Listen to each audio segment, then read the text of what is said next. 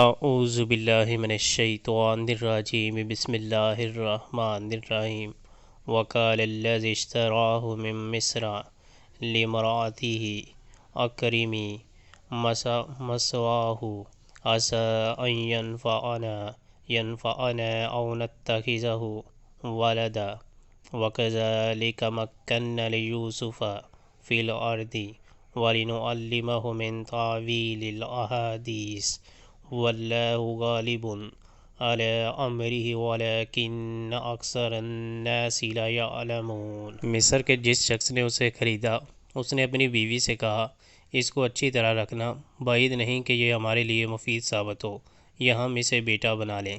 اس طرح ہم نے یوسف علیہ السلام کے لیے اس سرزمین میں قدم جمانے کی صورت نکالی اور اسے معاملہ فہمی کی تعلیم دینے کا انتظام کیا۔